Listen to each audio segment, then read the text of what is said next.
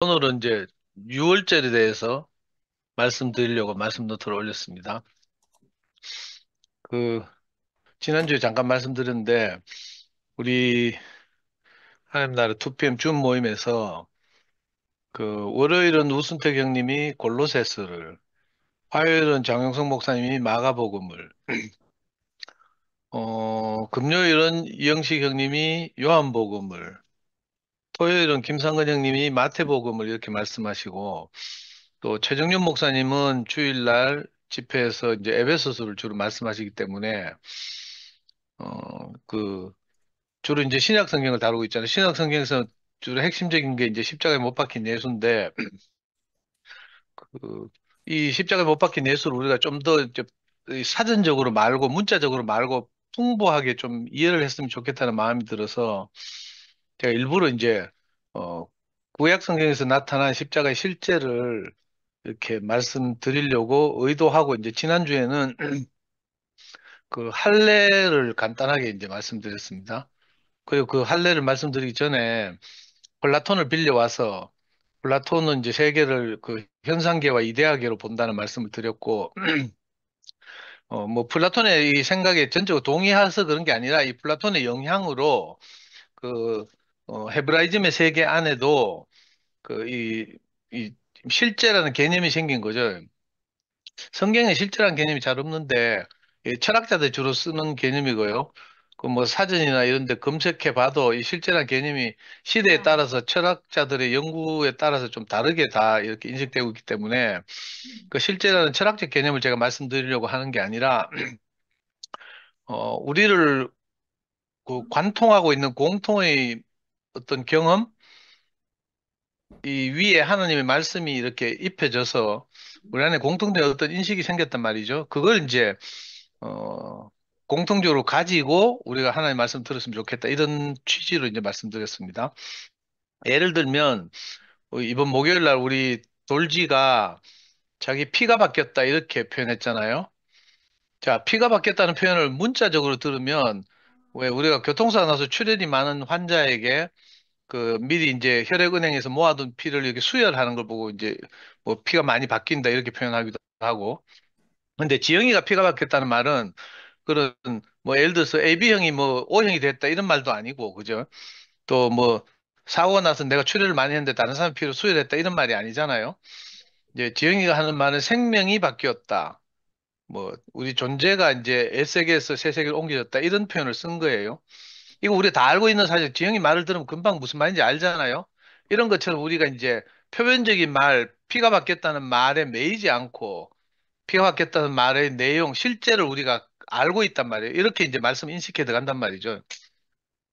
그런 의미에서 이제 신약 성경에서 많이 다루고 있는 예수의 십자가 사건, 이게 이제 안타깝게도 어떤 형제들에 의해서 너무 협소하게 이렇게 해석되고 주장되고 이런 게 너무 안타깝고 그래서 이제 투팸에서 여러 주 모임 말씀 선기미들이 이 십자가에 못 박힌 예수에 대해서 이제 다양한 방식으로 이렇게 살려내고 있잖아요. 그래서 이제 저는 이 대타하는 이 짬을 내 가지고 이제 구약 성경에서 어떻게 표현하고 있는가 이걸 말씀드리고 있습니다. 지난주에는 이제 간단하게 할례에 대해서 말씀드렸는데 할례는 이제 보통 요즘 말로 하면 이제 포경 수술이죠.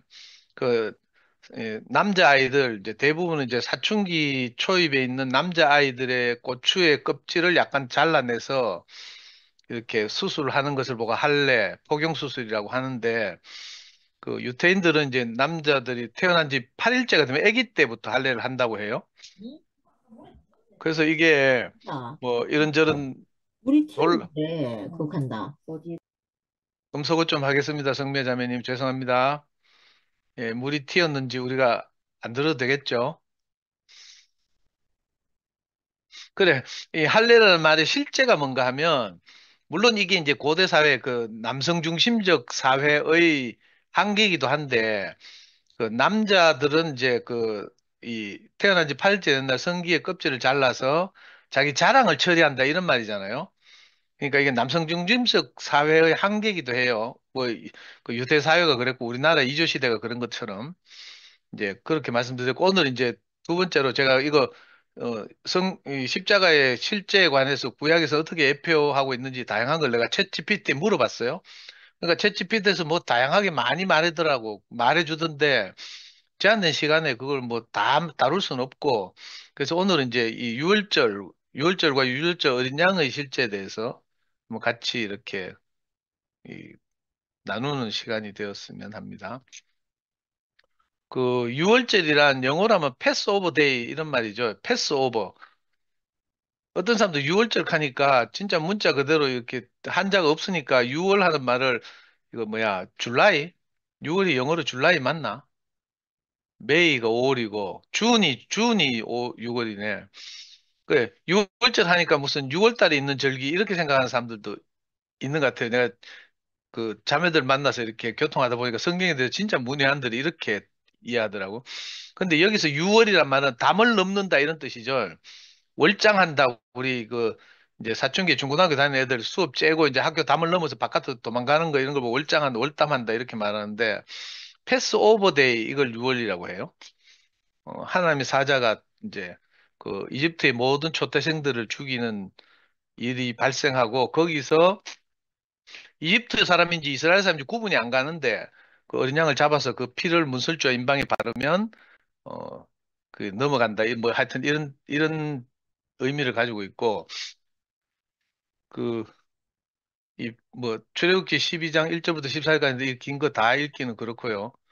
그 배경을 이제 말씀드리면 지금 우리 출애굽 오늘 이제 텍스트가 출애굽기인데 구약성경 창세기 출애굽기 그러니까 구약성경 두 번째 책이잖아요.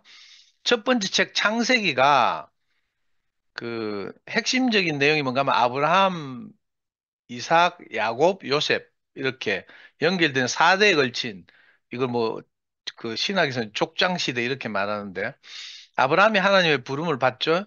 그리고 이 아브라함을 통해서 이삭이 낳아져서 하나님이 주신 복을 받고 누리고 또 야곱이 이삭에게서 이제 둘째 아들 쌍둥이 중에 둘째 아들로 태어나서 많은 과정을 거쳐서 변화되고 마침내 그 야곱에게서 12아들이 나는데 12아들 중에 11번째 아들이 요셉이라는 거예요. 그러니까 하나님의 부르심을 받고 그 부르심의 결과로 복을 얻고 또 변화와 다루심을 거쳐서 마침내 세상을 통치하는 한 개인적인 인격을 다루는 것이 창세기라면 출애굽기는 이제 약간 의미가 다르죠. 그 야곱이 나중에 이제 이 창세기에서 말하는 야곱이 그 지금의 팔레스타인 지방 가나안 땅에 이제 흉년이 들어서 양식이 없어진단 말이에요. 그래서 어쩔 수 없이 이제 그 양식이 풍부한 이집트 땅으로 이주를 하게 돼요. 이집트 땅 지정학적으로 보면 이렇게 이제 우리나라하고 다르게 이게 강이 그 이집트를 중앙을 가로지르는 강이 위로 흘러서 지중해로 이렇게 물이 흘러나가잖아요. 우리나라는 남해로 흘러나가지만 그래서 이제 그 지중해와 연한 그 삼각주 지역이 아주 풍요롭다 하더라고요. 그래서 이제 그 야곱과 그 가족들 식솔들을 이제 이사해가지고 이집트 땅에서 노예 생활을 하게 된단 말이죠. 처음엔 노예로 간 게 아니지만 아들이고 요셉이 총리로 있었으니까 처음에 이주할 때 몇 명이다 내 성경에서 기억이 안 나는데 백 몇십, 170명 정도가 이제 이주해서 거기서 이제 이집트 땅에서 오래 살다 보니까 요셉을 모르는 파라오가 등장하고 뭐 이렇게 시대가 많이 흘러서 뭐 몇백 년이 흐르니까 이스라엘 백성들 숫자도 많아지고 뭐 숫자 그대로는 아니겠지만 성경에서는 그 뭐 한 200만이라고 하잖아요. 남자만 200만이라고 하니까 굉장히 많은 숫자죠. 그런데 반대로 그 요셉이 죽고 나서 이제 그 후에 요셉을 모르는 파라오들이 등장해서 지배하게 되니까 자연스럽게 유태민족은 그 이집트의 노예가 되었단 말이에요. 이 노예가 된 상황에서 이제 이 출애굽기라는 게 등장하는 거죠. 출애굽기. 말 그대로 하면 애굽은 이집트의 한자적 표현이에요. 이런 거 아는가 모르겠네. 베트남을 우리말로 월남이라고 하잖아. 한자적 표현으로 월남이라고 해요. 스위스를 내가 이거 옛날에 공부하다가 재밌게 하는 스위스를 서서라고 하더라고. 그리고 스웨덴을 서전이라고 하고 또 내 뭐 영국을 잉글랜드라고 하고 뭐 아메리카를 미국이라고 하고 이런 것처럼 이제 애굽이라는 말은 이집트를 우리가 이제 보통 애굽이라고 이렇게 발음 그대로 표현하는 거예요.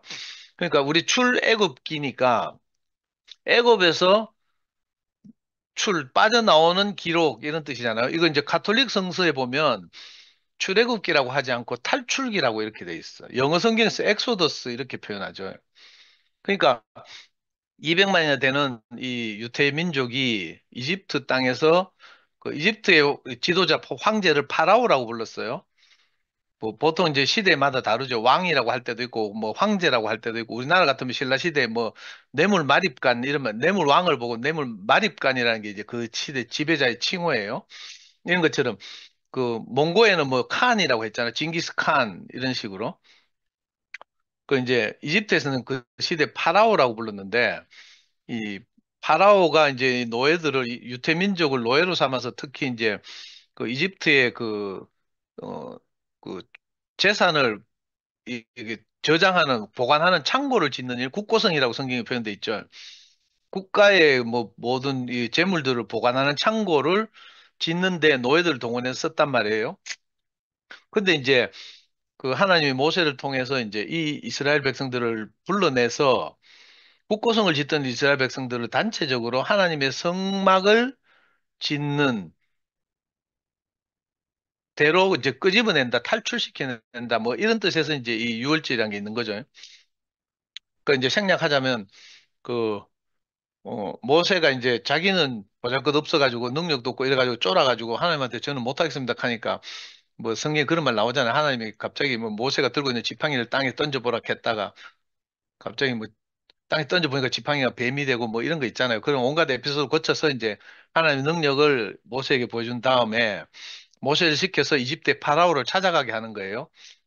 내 백성이 요 사흘만 나가면 그 광야에서 하나님을 섬길 수 있게 제사를 지낸다. 이렇게 이제 해가지고 그 파라오가 뭐 처음엔 좀 들어줄 것 같다가 안 들어주고 이러잖아요. 그래서 9번이나 뭐 이상한 에피소드들이 있었어요. 이거 모세라는 영화나 뭐 이, 이집트 왕자라는 영화 같은 데 보면 상세하게 나오는데 무려 9번이나 뭐 이 하나님의 능력을 보이면 모세를 통해서 하나님의 능력을 보이면 내보내줄 것 같다가 돌아서면 또 마음이 달라지고 이랬죠. 그래서 9번이나 찌랄하면서 파라오가 안 내보내줘가지고 마지막에 이제 하나님이 이제 뭐랄까 이 뭐라 하더라? 요즘 애들 말로 뭐 최종적 뭐 있는데 마지막 그 힘을 보이는 거죠. 이거 뭐 요즘 중학생들 쓰는 말이 있던데 생각이 안 나네요. 그 하나님이 마지막 자기 능력을 보여서 파라오를 항복하게 하고 자기 백성을 이제 이 국고성을 파라오의 성을 쌓던 이스라엘 백성들을 끄집어내서 하나님 나라 하나님의 성막을 짓는 일에 사용하려고 하는 이 일들이 일어난단 말이에요. 이게 실제로 일어난지 그건 저도 잘 몰라요. 근데 하여튼 그 사건을 이제 유월절 이렇게 부르는 거죠. 그래서 오늘 이 텍스트가 이제 어떻게 해서 그 이스라엘 백성들이 빠져나오게 됐는가 이런 이야기를 다루고 있어요. 그 텍스트를 뭐 성경을 읽을 시간이 없고 일단 있잖아요. 마지막에 열 번째 재앙이 뭔가 하면 하나님이 이 이집트의 파라오가 말을 안 들으니까 마지막 열 번째 재앙이 뭔가 하면 네가 이렇게 말을 안 들으니까 이집트의 모든 처음 난 것을 다 죽이겠다. 이렇게 이제 하나님이 시작하시는 거죠. 그러니까 파라오가 비웃을 거 아니에요. 그래서 이제 하나님이 열받아가지고 진짜로 그렇게 하는데 처음 난 것, 모조리 다 죽이겠다. 이렇게 말해요. 이 처음 난 것은 이제 한자로 표현하면 초태생이죠. 그래서 제가 초태생 이렇게 말했는데 처음 난 것, 장자란 말이죠.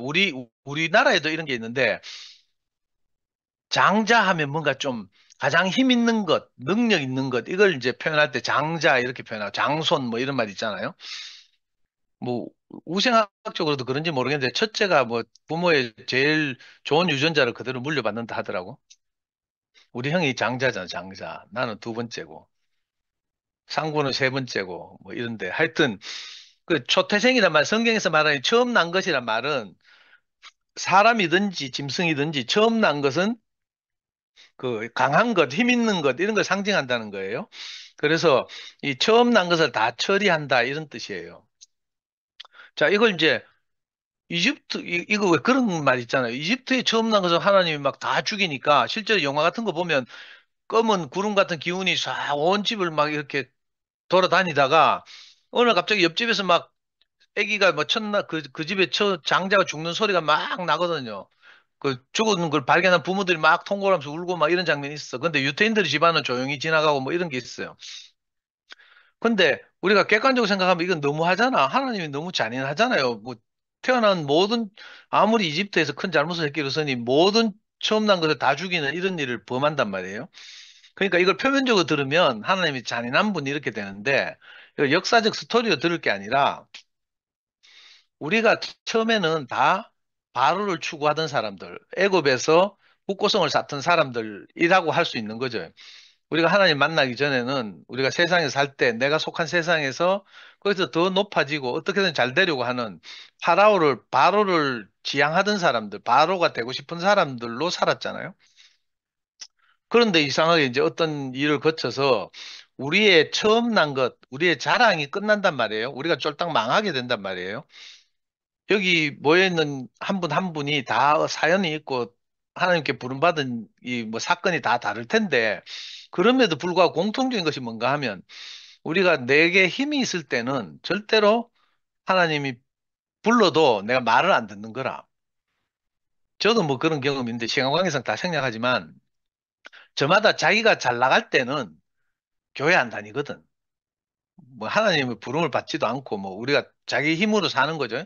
그런데 이상하게 이 열 번째 재앙을 우리가 꼭 만난단 말이에요. 내 자랑이 처리되는 나의 초태생, 나의 가장 자랑스러운 부분, 나의 가장 강한 부분, 그죠? 이런 것들이 끝나는 경험을 우리가 다 하게 된단 말이에요. 그리고 나서 비로소 파라오가 이스라엘 백성들을 내보내준다는 말이 우리가 세상에서 우리가 이제 하나님 나라로 옮겨지는 과정을 이렇게 이제 역사적으로 묘사하고 있는 거라고 할 수 있죠. 실제는 그러니까 초태생은 어, 이 성경에 표현되기로는 이집트의 처음 난 것들, 그러니까 문설주와 임방에 어린 양의 피가 발려지지 않은 집안의 처음 난 것들, 이렇게 표현되고 있지만, 사실은 우리 안에 있는 세상을 추구하던 애굽에서 살던 파라오를 지향하면서 살던 우리가 하나님처럼 되려고 하던 우리의 어떠함이 그 끝나는 경험, 하나님에서 죽임 당하는 경험, 뭐 이렇게 표현할 수 있죠. 이런 경험이 우리 안에 다 있어요. 그래서 이 제일 처음 시작이 이제 그런가 하면 파라오가 이- 이집트에서 자기 하나님 백성들을 안 내보내 주려고 하니까 할 수 없이 이제 하나님이 마지막 재앙을 내린 것이 초태생을 이제 처리하는 것인데 그 초태생이란 말이 실제는 우리 안에 있는 내가 낸데 하는 내 자랑 뭐 이런 거라고 할 수 있어요. 우리가 모양은 다 다르지만 우리가 다 그런 게 있잖아요. 있고 이것이 이제 하나님에서 꺾여지고 처리되고 죽임 당하는 경험이 다 있단 말이에요. 그 죽임을 당하고 나서야 우리가 하나님 나라로 옮겨지는. 그래서 전에 세상에서 내가 뭐 고생을 하면서 조금이라도 높아지려고 살던 인생이 끝나고 그 구약 성경으로 말하면 성막을 건축하는 일에 요즘 말로 하면 하나님의 나라를 이 건축하는 일에 내가 조금이라도 기여하고 사용되고 이렇게 살게 된 거죠. 그 출애굽기는 그걸 말하려고 사실은 쓰여진 책이라고 할 수 있죠. 초태생이란 말이 그런 것이고 두 번째는 왜 초태생을 처리하는가 하면 두 번째는 어린 양을 준비시키잖아요. 그러니까 우리 안에 있는 자랑이 끝나고 사자가 끝나고 호랑이가 끝나고 우리 안에 있는 어린 양만 남는다는 뜻이죠. 그러니까 이스라엘의 약함을 쓰시기 위해서 강한 부분을 처리했다 이런 뜻이라고 할 수 있어요. 이상하게 우리도 내가 잘난 부분 있잖아요. 내가 강한 부분, 내가 자랑하는 부분, 이런 것들은 하나님 나라를 건축하는데 아무 도움이 안 되잖아요. 거꾸로 내 연약한 부분, 내가 어린 양인 속성, 또 내가 흙에 불과하다는 인식, 이런 것들이 형제들을 소중하게 여기게 만들고, 그래서 교회가 건축되는데 이런 성분들이 쓰여진단 말이에요. 그래서 6월절에 이제 주로 희생되는 그 동물이 어린 양이잖아요. 가축임 당한 어린 양, 뭐 1년 된 수컷, 뭐 흠이 없는 어린 양 이렇게 말하는데 그리고 제자들은 예수를 가리켜서 가축임 당한 뭐 유월절 어린 양이다 이렇게까지 표현하는 거예요. 그러니까 뭐 우리가 뭐 양 하면 나는 양고기도 별로 안 좋아하고 뭐 이래서 관심이 없지만 성경에 어린 양이란 말 하도 쓰니까 어쩔 수 없이 같이 쓰긴 하는데 이 어린 양이라는 말을 그 동물 양, 저 호주나 뉴질랜드 등 양상 생각하면 안 되고 우리 안에 있는 내 연약한 부분, 내 부끄러운 속성, 뭐 이런 걸 말하는 거죠. 그러니까 초태생에 반대되는 말이라고 생각하면 될 것 같아요. 그리고 세 번째가 뭔가 하면 이게 중요한데 아까 출애굽기를 제가 이렇게 말씀드렸는데 이 어린 양을 잡아서 유월절 날 뭐 어떻게 먹고 이제 뒤에 나오겠지만 어떻게 먹고 뭐 하는데 왜 그런가 하면 그죠? 단체적으로 아까 위에 보면 성경 우리가 오늘 읽은 출애굽기 12장에 보면 그 모든 식구들이 모여서 한 마리 어린 양을 잡아서 나누어 먹는다 이렇게 돼 있거든요. 여기서 이제 어떤 걸 우리가 알 수 있는가 하면 어린 양을 이렇게 나눠 먹는 단위가 가족 또는 뭐 가족으로 부족하면 그 이제 뭐 이렇게 집에 온 손님들까지 해서 이렇게 단체적으로 양식으로 삼는다 이런 말이죠. 이 출애굽기식으로 말한다면 우리가 단체적으로 성막을 건축하는 거예요. 요즘 말로 하면 우리가 단체적으로 하나님의 집을 건축하는데 우리가 재료로 사용된다 이런 뜻이죠. 어느 한 개인의 탁월함이나 뛰어남으로 하나님의 전이 건축되는 것이 아니라 여기에서 오해하기 시작하면 이제 위대한 어떤 성인들, 카톨릭에서는 그래서 뛰어난 훌륭한 분들을 보고 성이나 세인트라는 말을 많이 붙이잖아. 우리 영미가 사는 동네 이름이 세인트 루이스야. 그런 식으로 미국이나 영국에 가면 도시 이름 앞에 세인트란 말이 많이 붙거든요. 성 이런 말. 그리고 교황이 선출되면 교황 앞에 항상 성 뭐 이렇게 붙죠. 이번에도 교황 돌아가셔가지고 뭐 오늘 뉴스 보니까 콘클라베를 하기 위해서 이제 교황 선출 그 과정을 시행하기 위해서 연기를 피우는 굴뚝을 설치했다 뭐 이런 뉴스를 내가 봤어요. 그러니까 이 어린 양을 잡아서 먹는 행위는 단체적으로 하는 것이다. 그러니까 어린 양은 우리 교회의 양식이다. 옛날에는 개인의 양식이다. 이렇게 생각했지만 이제 단체적으로 모든 사람이 함께 형제들과 함께 어린 양을 먹는 것이다. 이런 말이죠. 이번 목요일 날 우리 지영이가 교회 앞에 어린 양으로 들여졌어요. 옛날처럼 틱틱 안 거리고 반말도 안 하고 아주 공손하고 조신하게 옷도 이쁘게 입고 나와가지고 이렇게 자기를 제물로 내놨잖아요. 그걸 교회가 다 함께 먹는 거라. 꼭 목요일에 참석한 뭐 20명 남짓뿐만 아니라, 그죠? 이 유튜브 동영상을 통해서 함께 하는 많은 분들까지 이렇게 단체적으로 함께 나누어 먹는 거죠. 그러니까 이제 옛날과 다르게 우리가 옛날 종교 생활과 다르게 개인적인 양식이 아니다. 이걸 꼭 기억할 필요가 있습니다. 그리고 이제 이 어린 양은 흠없고 일련된 수컷을 취한다. 뭐 이런 말이 있는데 이건 저도 잘 모르는 말이니까 통과하고요. 그리고 단체적으로 먹기 위해서 단체적으로 그 어린 양을 잡는데 마하본인데요.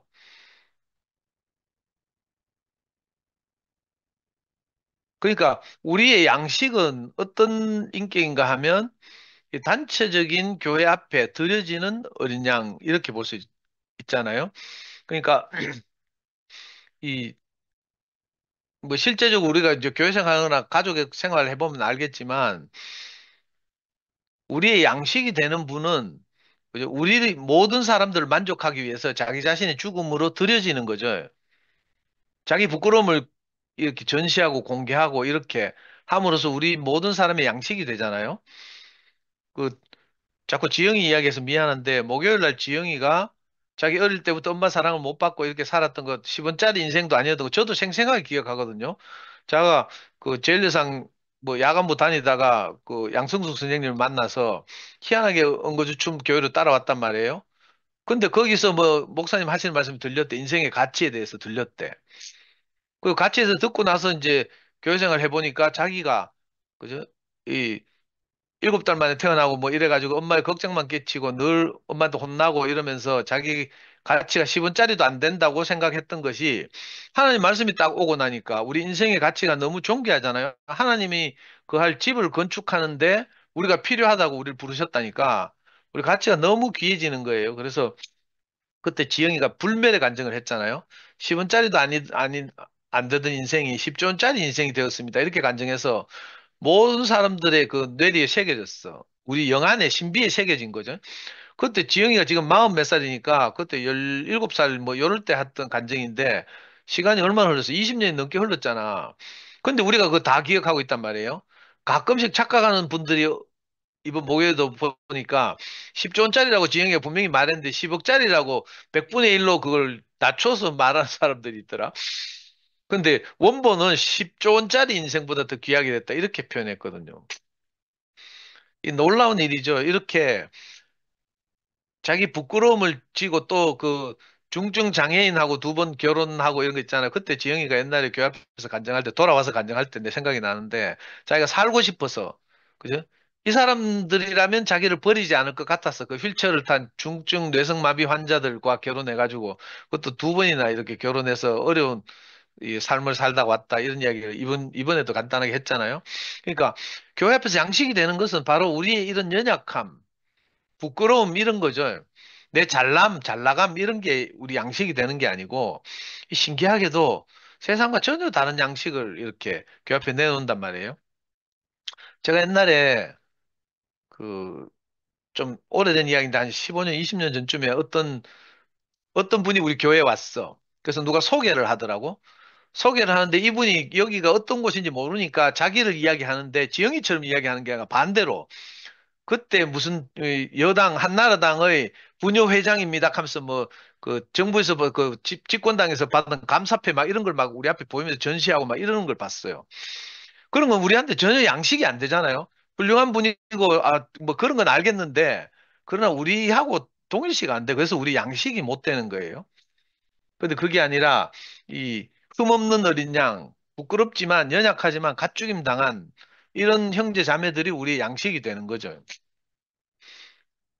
그리고 이 양을 잡아가지고 이 급히 지금 이제 말씀드리고 있는데 이 양을 잡아가지고 그 어린 양의 피를 있잖아요. 모세가 시킨 대로 문설주와 임방에 바른데 그 문설주와 임방 뭐 어려운 말이긴 하지만 하여튼 출입구에 뭐 이렇게 좌우 기둥과 이 출입문의 이 윗부분 있잖아요. 이런 데 발라놓은데 그러면 내 영화 보니까 실감나대? 그 시커먼 기운이 죽음의 기운이 온 이집트 땅을 이렇게 돌아다니는데 그 어린 양이 피가 발린 집은 그냥 싹 지나가. 왜냐하면 모세가 시켜 그 유대인들이거든. 그 어린 양을 잡았어. 그 피를 발랐어. 그러면 지나간다니까. 이게 패스 오버란 뜻이잖아요. 그러니까 심판을 면한다 이런 뜻이죠. 죽은 사람에게는 또 죽일 필요가 없잖아요. 지금 하나님은 모든 자기 자랑을 끝내려고 해. 초태생을 끝내려고 해. 근데 나는 아무것도 아닙니다. 나는 죽었습니다. 이걸 하나님 앞에 보이고 있어? 그러면 죽일 필요가 없는 거죠.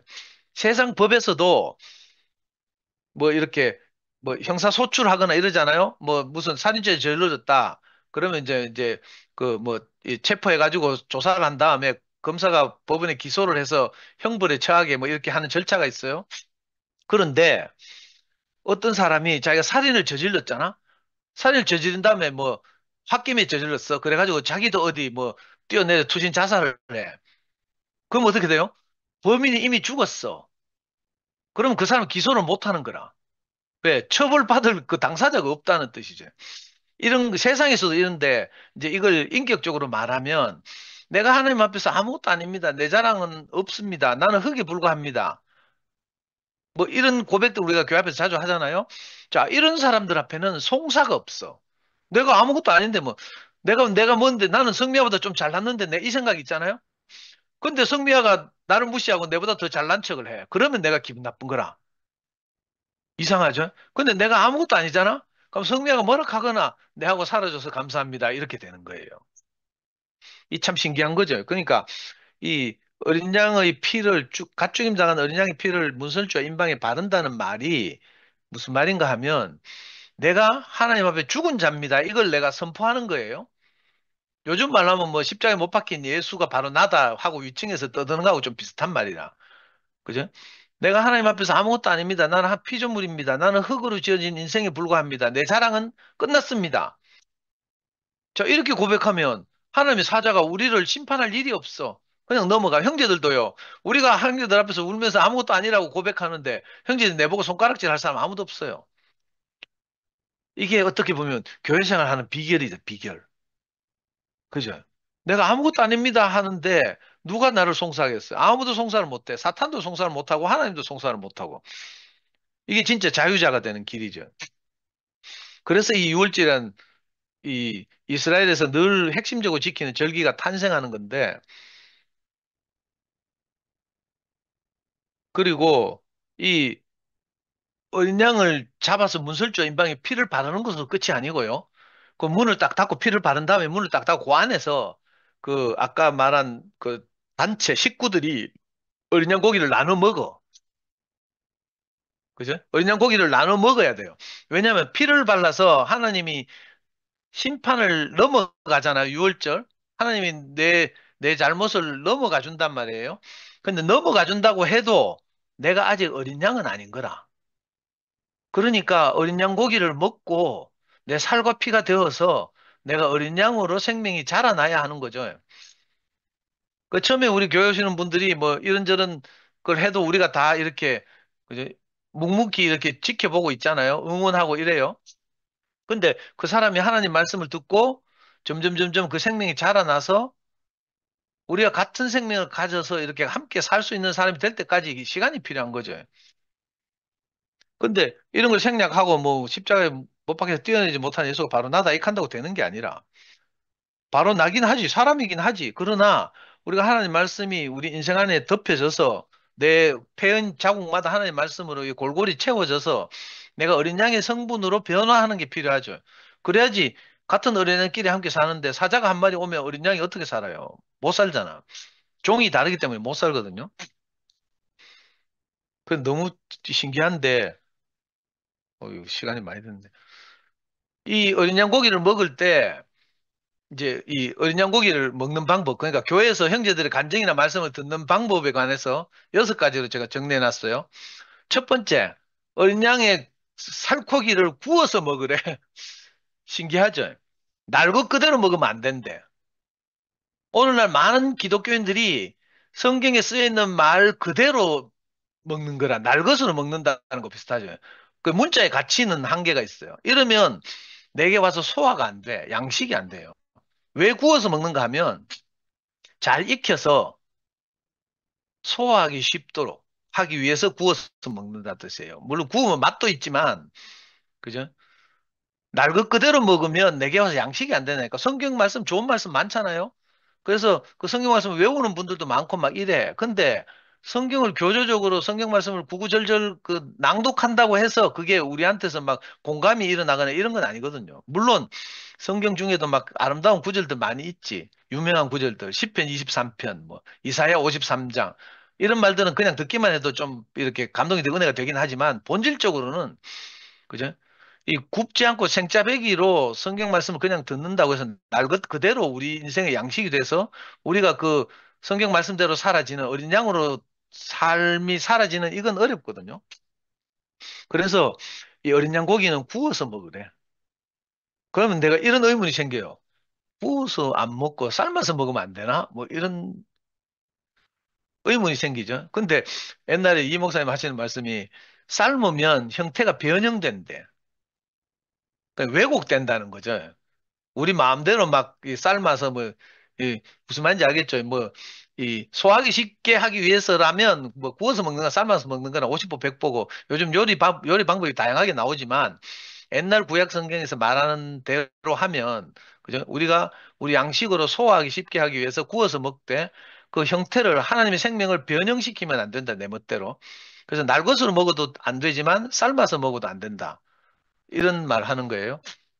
그 다음에 두 번째는 이 양고기가 좀 누릿누릿하게 좀 그렇잖아요. 그래서 항상 무교병과 쓴나물과 함께 먹는데 이게 이제 이런 걸 보고 이제 그 문자 그대로 받아들이는 분들 저 안식교나 뭐 이런 데서는 그죠? 이 뭐 그리고 또 음식을 전문적으로 연구하는 사람들은 이게 뭐라 하더라? 고기를 먹을 때 뭐 예를 들어 돼지고기 삼겹살 먹을 때 미나리하고 먹으면 맛있다 뭐 이런 거 있잖아. 음식 궁합 뭐 이런 거. 그런 걸로 이제 해석하는 사람들이 있어요. 양고기는 좀 누릿누릿하고 뭐 이렇기 때문에 무용과 쓴나무 함께 먹으면 좋다. 뭐 이런 음식의 궁합 상승 이런 걸로 해석하는 분들도 있더라고요. 근데 이제 성경의 실제는 무교병과 쓴나물의 실제는 뭔가 하면 무교병이란 말은 이거 한자로 표현해서 그런데 이제 이스트 없는 떡이란 말이죠. 이스트 없는 떡 또는 빵. 이스트 하니까 내 요즘 말로 좀 근데 옛날에는 요즘은 베이킹 파우더? 그냥 밀가루 반죽을 해가지고 소다를 떨어뜨리면 부풀어 오르잖아요. 그 이제 무교병이란 말은 그 교자가 이스트 같아. 소다나 베이킹 파우더나 뭐 이런 부풀는 것 이런 거. 무교병이란 말은 부풀려지지 않은 빵 또는 부풀려지지 않은 떡 이런 말이죠. 그러니까 어린 양을 먹으면서 내가 어린 양으로 살려면 반드시 무교병과 함께 먹어야 돼. 내가 부풀려지지 않아야 돼. 하나님 앞에서 내가 아무것도 아닙니다. 나는 오늘 밤이라도 내게서 숨을 거둬가시면 나는 끝나는 것이 인생입니다. 이게 이제 그 무교병을 먹는 거죠. 이 뭐 보리떡이 옛날에 우리 목사님 말씀 테이블 보고 보리떡이라는 라벨을 붙였는데 그거하고도 비슷한 말이기도 하고 맛이 없지만 부풀려지면 맛이 있잖아요. 시내 그 무슨 빵이 있던데 그 뭐더라? 네 글자인데 영어로 된 시내 가면 빵집에서 이렇게 갈색으로 이렇게 부풀려 구워가 바게트. 바게트가 네 글자가 세 글자지. 맞네. 바게트. 요렇게 이게 뭐 있는데 갈색으로 잘 굽혀져 가지고 안에는 텅텅 비었어. 근데 그 하여튼 그 유명했는데 한때 유명했는데 그런 빵이 있어 하여튼 이 부풀려진 거죠. 그러니까 이스트나 베이킹 파우더 들어가는 부풀려진 빵은 맛있어. 근데 뗀뗀하 해가지고 뭐 이스트 하나도 안 들어간 뭐 그 자체로는 딱딱하고 맛도 없죠. 하지만 우리가 하나님의 전을 건축하고 하나님의 거처가 되고 형제들과 함께 살기 위해서는 어린 양고기와 함께 무기병을 반드시 먹어야 하고 또 무기병과 함께 먹는 것이 또 쓴나물이라고 하죠. 쓴나물은 이제 뭐 이거 음식 상승을 말하는 게 아니고 우리가 어린 양으로 살려면 내가 이 하나님 말씀이 없이 사자로 살 때 애굽에서 국고성을 쌓을 때 그 처절했던 내 인생을 늘 기억하는 거죠. 쓰디쓴 인생을 기억하는 것. 내가 죽음을 대가로 지불하고 하나님 나라를 옮겨오기 위해서는 쓰디쓴 과정이 필요하잖아요. 그냥 공짜는 없어. 세상에 피똥 싸다가 우리가 하나님 나라로 오잖아요. 그것을 반드시 기억하는 건데, 그러니까 이게 뭐 어떤 말로 하면 첫 자리를 기억하는 거하고 비슷한 거죠. 하나님이 나를 어떤 곳에서 불러냈는지, 내가 어떤 삶을 살았는지를 늘 기억하라는 거죠. 그래서 어린 양고기를 먹을 때는 반드시 이 무교병과 쓴나물을 함께 먹는다 이렇게 말하고 있어요.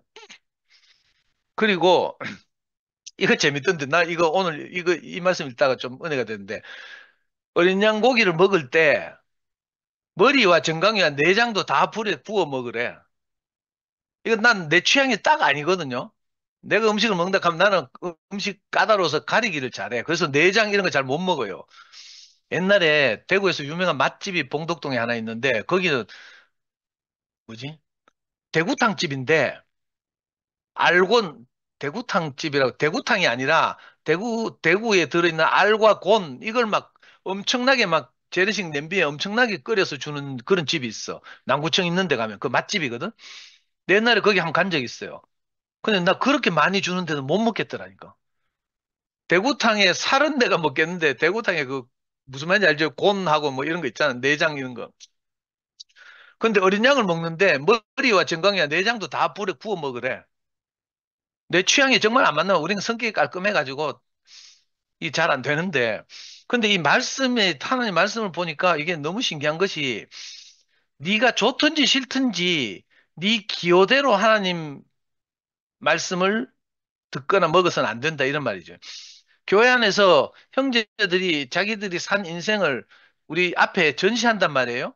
그런데 내 기호로 어떤 것은 취하고 어떤 것은 버리고 이렇게 하면 안 된다는 거라. 통째로 먹으라는 거예요.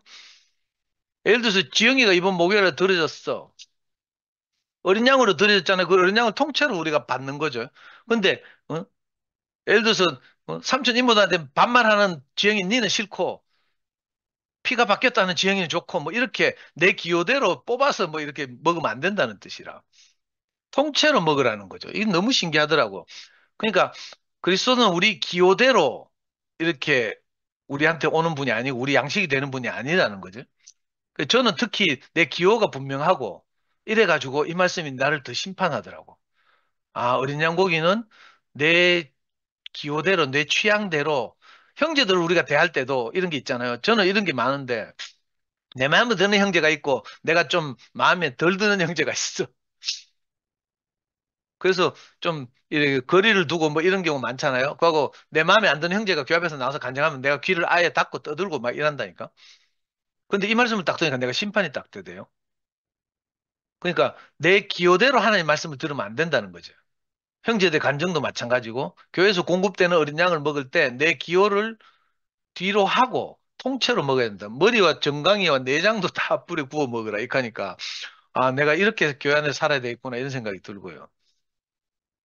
이렇게 살지 못한 지난 세월들이 많이 이렇게 반성도 되고 좀 이런 게 있었어요. 그리고 뭐 아침까지 남겨주지 못하고 뭐 이런 말을 많이 들었죠. 만나 같은 것도 그렇고, 그죠? 뭐 이 가득 담아와서 항아리에 담아와서 두면 하루 지나면 다 썩어서 구더기 핀다 하잖아요. 그런 것처럼 어린 양고기도 남겨두지 말고, 그죠? 잡은 것은 즉각 먹어서 소화하라는 뜻이라고 해요. 그러니까 우리가 형제들 간증을 듣고 내가 소화되면 내 양식이 되잖아요. 그럼 내가 생명이 자라고 교회 안에서 함께 살기가 아주 건강하게 함께 살 수 있게 되는 거죠. 그런데 내가 소화하지 못하면 아침까지 남겨두면 이거 아무 소용이 없는 거라. 지영이가 어제 아름다운 간증을 했다 하더라도 내가 그걸 바로 그 자리에서 소화하고 내 생명이 되면 좋은데 내가 소화하지 못한 부분이 남겨두잖아요. 이건 나중에 천천히 소화하지 이렇겠잖아? 그럼 이건 지나가고 없는 거라. 지영이가 맨날 그 자리에 있는 게 아니니까. 그때 내놓은 그 양식을 우리가 그때그때 즉각적으로 소화해야 된다. 이런 뜻이죠. 그리고 마지막으로 이 희한하던데 허리에 띠를 띠고 신발을 신고 이 어린 양고기를 급히 먹으래. 급히 안 먹으면요. 이집트를 못 빠져나오는 거라. 저는 이런 경험이 많아요. 우리가 육신을 가졌으니까 세상에 속해 산단 말이에요. 더군다나 하나님 말씀이 없을 때는 우리가 다 하나님처럼 되려고 바로처럼 되려고 세상에서 높이 올라가려고 산단 말이에요. 이렇게 사는데 오늘 하나님 말씀이 들려 어린 양의 양식이 내게 와. 근데 이걸 내가 급히 소화하고 바로 탈출해 나와야 되는데 여기서 간 보는 사람들이 많아. 이 진짜 깍하고 뭐 이렇잖아요.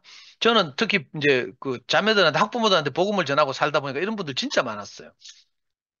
네이버 검색 다 해보고 저 선생님이 다니는 교회가 어떤 교회인가 막 조사하고 막 있잖아. 그래가 10년씩 간 보고 이런 분들 많거든. 그런데 안타깝게도 간 보는 분들이 그 세계를 빠져나오는 걸 내가 못 봤어.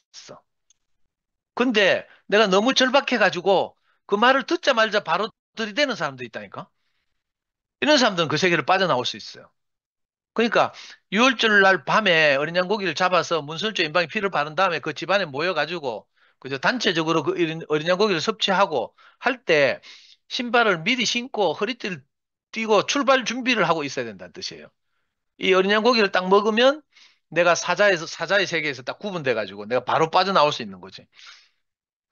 그러니까 어떻게 보면 우리가 여기 와 있는 것이 진짜 하나님의 은혜라는 생각이 들거든요. 저는 이런 분들 너무 많이 봐가지고 막 말씀을 듣고 너무 좋아해. 내가 또 간증을 잘하잖아. 그래가지고 듣,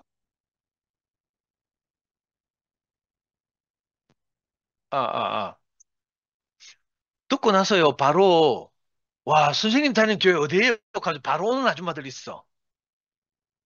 근데 있잖아요. 내가 해보니까 어떤 아줌마 진짜 말씀을 듣고 좋아해. 그래가 막 모임에 가보고 싶어 해. 근데 꼭 그 옆에는 강의들을 같이 온 아줌마가 있어. 같이 온 아줌마 이 사람은 성당을 다녀. 근데 방금 그 절박한 아줌마처럼 그런 깊은 감동은 없어. 근데 이 절박한 아줌마가 있잖아요. 처음 어떤 모임에 가려고 하니까 좀 불안해. 그러니까 이 성당 다니는 언니하고 같이 오는 거라. 같이 왔다가 끝나고 집에 돌아가는 길에 성당 다니는 아줌마한테 물어보는 거라. 언니는 어때? 하면서 물어보거든. 그럼 언니는 있잖아. 뭐라 한 줄 알아? 야, 그거 좀 이상하대. 이렇게 하는 거라. 이래가지고 실제로 효성타운에 있는 윤동형 모임 이런 데 온 사람들 많은데 왔다가 한번 왔다 그냥 가쁘는 사람들 많고요. 그러니까 우리가 이 급히 그 세계를 빠져나왔다는 것 아무도 우리가 알려주지 않았잖아요. 그냥 열심히 노력하고 최선을 다하고 성실하게 살고 뭐 높이 올라가고 하면 되고 뭐 그죠? 이런 그 자기 개발형 책들도 많이 나오고 이래가지고 우리한테 계속 그런 것만 양식이 됐어요. 근데 신기하게도 우리는 그런 세계에 적응하지 못해서 거기서는 점점 밀리는 거라. 안 밀린 분들도 있겠지만 하여튼 네, 대부분은 그렇더라고. 형제들 간증을 들어보니까. 저도요, 나름 잘 나갔다니까. 내가 총리 두 분하고 같은 사무실에서 일하고 이랬잖아. 나중에 총리가 되더라고. 김부겸, 내보다 2살 많은 형이거든요. 부겸이 형, 부겸이 형 하고 이랬어. 내가 정당 만들 때, 20대 후반에 정당을 만들었거든요. 정당 만들어서 우리가 만든 정당의 후보로 이제 다 선배들 출마하고 이럴 때 그때 부겸이 형도 출마했어. 나중에 되니까 그 스카우트 돼가지고 이제 그 네임밸류 있는 정당에 들어가더니 국회의원도 되고 총리도 되고 이러대. 또 이해찬 알죠? 이해찬 지금도 70이 넘었는데 이해찬도 내하고 같은 사무실에서 같이 일하고 이랬어요. 그 물론 이분들은 다 서울대 출신이지만 하여튼 내가 부풀려져 가지고 아까 무규병 이야기했잖아. 부풀려져 가지고 그런 사람도 같이 놀다 보니까 나도 막 그런 사람인 줄 알고 있잖아. 그렇게 살 수밖에 없었는데 희한하게 하나님이 꺾으셔서 점점 밀리게 해가지고 그죠? 급히 그 세계를 빠져나오지 않으면 안 되도록 이 나를 인도하신 거라. 마치 저는 늘 간증하지만 그 콩자반이라는 반찬을 이 접시에서 딱 집어가지고 저 접시로 옮기듯이 그렇게 바로의 그 국고성을 쌓던 세계에서 하나님의 그 거처를 건축하는 이런 세계로 우리가 옮겨졌단 말이에요. 그 지금 생각하면 끔찍하지. 이렇게 평화롭게 내가 30 몇 년을 살 줄을 몰랐어요. 옛날에는 내가 불안해가지고 항상 전 꿈을 꿨거든요. 대구에 오고 나서도 한 10년까지는 내 꿈을 계속 꿨는데 밤에 꿈을 꾸면 딱 두 종류밖에 없어요. 한 종류의 꿈은 내가 누구를 죽이는 거라. 죽여가지고 그 시체를 그 비산동 달동네 가면 이제 푸세식 화장실이 있거든요. 밑에 막 구더기 막 드글드글 끓고 막 이런 화장실 시체를 빠져놓고 예? 그러면 이제 그 누가 죽었는데 시체가 행방불명이 됐다는 소식을 듣고 막 경찰들이 조사를 할 거 아니겠어요? 그리고 온 비산동을 다 뒤져가지고 제일 꼭대기 있는 우리 집에 찾아오는 거라. 그래가지고 그 참침 있죠. 참침 기다란 쇠막대기 있어. 쇠막대기를 이렇게 긴 거 가지고 그 푸세식 화장실에 이제 혹시 시체 숨겨놨나 싶어가 쑤시는 꿈을 딱 꾸거든요. 쑤시는 순간 내가 잠이 딱 깨. 이게 첫 번째 꿈. 두 번째 꿈은 뭔가 하면요. 내가 막 남의 돈을 빌려가 노름을 막 했어. 그러다 결국은 형한테 알려줘. 형한테 알려주면 난 뒤지거든. 그 형한테 이제 형한테 알려질 거 생각하니까 내가 막 미치겠는 거라 막 잠결에 꿈속에서도 막 미치겠어요. 불안해가지고 막 초조해가지고. 근데 형이 알게 되는 순간 내가 꿈을 딱 깨는 거라. 요 두 종류의 꿈을 내가 대구에 오고 한 10년까지는 내가 계속 꿨을 거라. 근데 어느 날부턴가 내가 꿈을 꾸지 않는 사람이 됐잖아요. 와, 꿈에 뭐 계시가 나타났다 이런 사람도 보면 나 부러워 죽겠어. 이 뭐 프로이트를 인용하지 않더라도 꿈이라는 게 우리가 이 일반적으로 살면서 받는 스트레스가 어떻게 현상화되는 거라고 하잖아요. 근데 정말 이 어린 양 고기를 먹고 무교훈과 쓴나물을 늘 먹으면서 급히 그 세계를 빠져나오고 나니까 내 인생이 완전히 달라진 거죠. 전에는 한 번도 바울이 그렇게 표현했어요. 우리가 눈으로 보지도 못했고 귀로 듣지도 못했고 마음으로 생각하지도 못했던 세계 이렇게 표현하더라고. 그 말이 너무 좋아요. 나는 한 번도 이런 세계를 꿈꿔본 적이 없거든. 마음으로 눈으로 보지도 못하고 귀로 듣지도 못했고 마음으로 생각하지도 못했던 세계. 어느 건 있으면서도 늘 그 사상 투쟁해야 되고 네가 잘났니 내가 잘났니 해야 되고요. 진짜 머리 아프다니까. 겉으로 보기에는 뭐 지금 윤석열 탄핵한다 하니까 막 대동단계가 하나로 그 응원봉 막 흔들고 막 이하고 있지. 근데 세부적으로 들어가면요. 지금도 그래. 그 윤석열 탄핵 때까지는 전부 한 대오를 이루고 있었어요. 근데 대통령 선거를 조기 대선을 하게 됐잖아. 그래가지고 민주당을 중심으로 해서는 이재명이 후보가 됐어요. 그런데 같이 윤석열 탄핵할 때 같이 데모하던 그 노동자들의 조직이 있어. 민노총이라고 있어. 민노총은 정의당, 뭐 이런 진보적인 정당들과 다시 이렇게 모여가지고 대통령 후보를 따로 뽑아놨어요. 이 신문에는 안 나지. 워낙 군소 정당이니까. 거기서는 다른 이제 뭐 하여튼 다른 후보를 한 명 뽑아놨어. 권영국이라고 하는 변호사를 한 명 따로 뽑아놨어. 옛날에 뭐 노동당에서 일하고 정의당에서 일하고 이런 분인데 그런 분이 후보가 돼 있어요. 민주당 후보는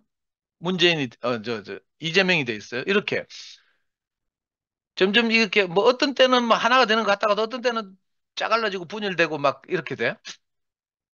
이런 희망 없는 세상에서 우리가 살다가 그죠? 우리가 생각은 서로 다르지만 우리 안에 있는 공통적인 내가 말한 실제가 있잖아요. 지영이가 뭐 이렇게 피가 바뀌었다 이렇게 말하면 그게 무슨 말인지를 알아듣는 우리 안에 공통적인 실제가 있어.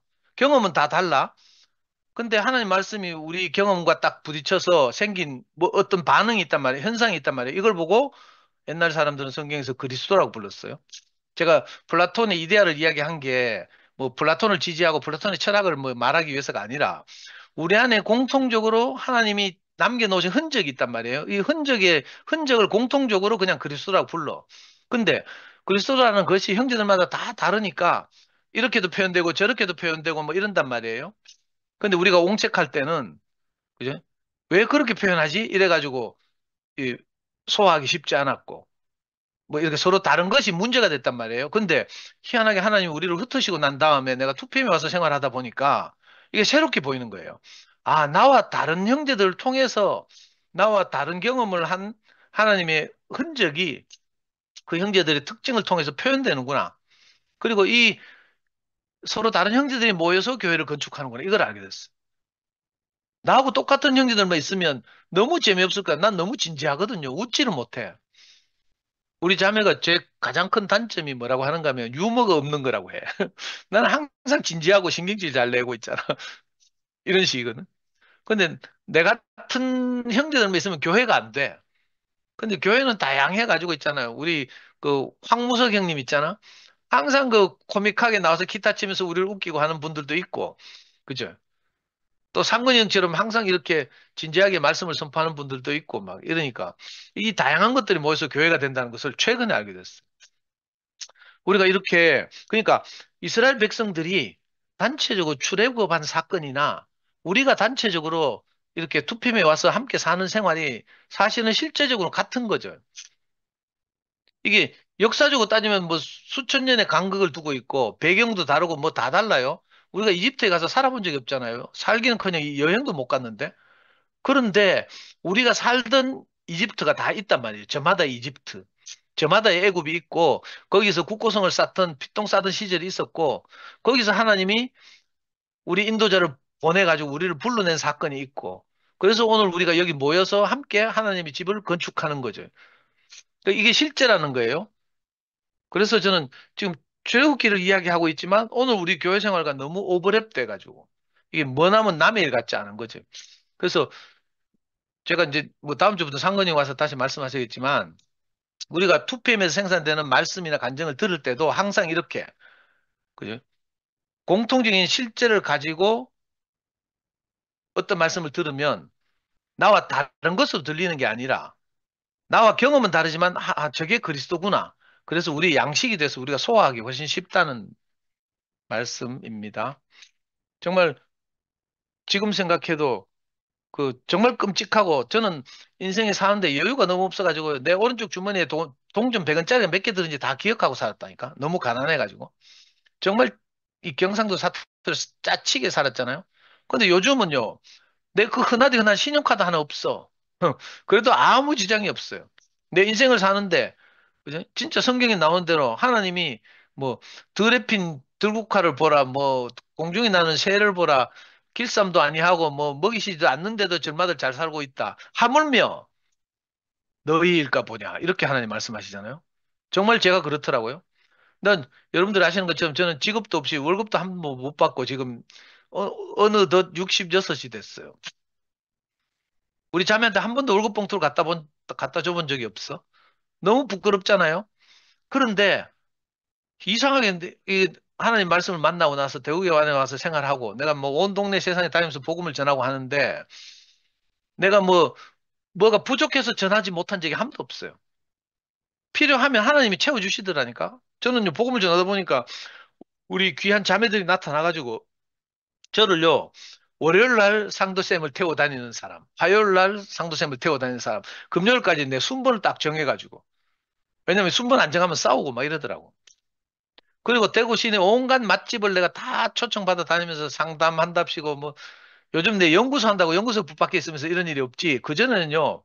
내 발끝부터 머리끝까지 난 돈이 없어 살 것도 없어 사지도 못해요.